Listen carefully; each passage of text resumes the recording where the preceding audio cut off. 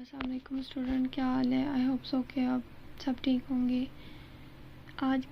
मैं आपके साथ शेयर करने जा रही हूँ CS 502 final term paper spring session का 2024 का।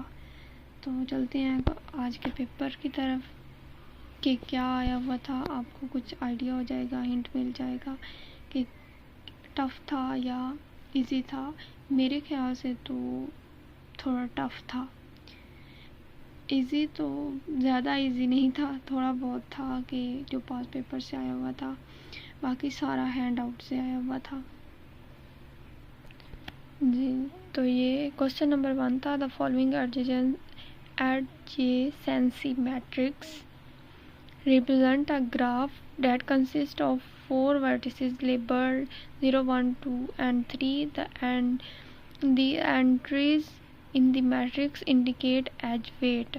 Can adjacency matrix for a directed graph ever not be square in shape? Why or why not?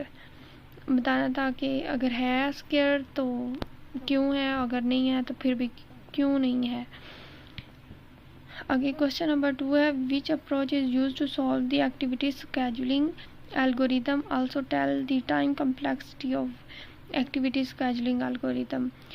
Question number 3, what are the 2 points that we assume will proving the correctness of Dijkstra algorithm? What is the optimum time to compute AI up to so on k and optimum time from ak plus 1 up to so on j in chain matrix multiplication by using dynamic programming formulation?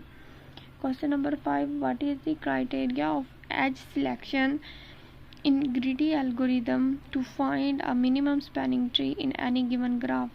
Question number 6, in the following given graph, if B is the square vertex, to find the minimum cost of reach vertex F. इन्होंने एक graph दिया हुआ था B F, ऐसे उनमें थे vertex, तो B से F की तरफ F तक जाना था, उसका मिनिमम कॉस्ट फाइंड करनी थी।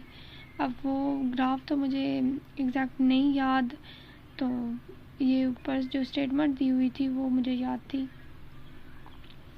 आगे क्वेश्चन नंबर जो 7 है, वो उन्होंने कहा था कि इनको देख के ना ग्राफ बनाना है।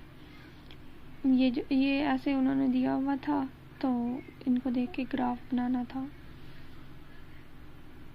आगे है question number 8, by using dynamic programming right formulation of point change problem when we want to minimize the number of points. Also write the number of choice. आगे construct minimum spanning tree using dream algorithm graph. उन्होंने graph दिया हुआ था, उससे देख के ये question number 9 solve करना था। वो काफ़ी बड़ा सा ग्राफ था तो मुझे नहीं याद, लेकिन स्टेटमेंट एग्जैक्ट यही थी और बाकी सारे क्वेश्चन एग्जैक्ट यही थे वर्ड बाय वर्ड, लेकिन जो ग्राफ है वो मुझे नहीं याद रहे। तो क्वेश्चन जो है वो बिल्कुल एग्जैक्ट यही थे।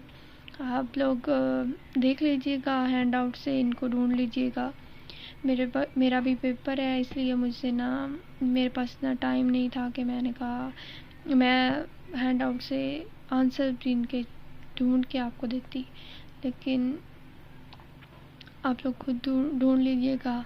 मेरा पेपर है ताकि वो, और टाइम भी बहुत कम है जी। आई होप सो कि आप लोगों को अच्छा लगा होगा, कि आपको कुछ हिंट मिल गया होंगे कि पेपर कैसा था, कैसा आया हुआ था। अच्छा लगा होगा, अच्छा लगा है तो प्लीज़ लाइक कर दीजिएगा और सब्सक्राइब भी कीजिएगा, ताकि नेक्स्ट पेपर भी आपके साथ शेयर करूं तो आपको पता चल सके। अल्लाह हाफिज़, मिलते हैं नेक्स्ट पेपर में।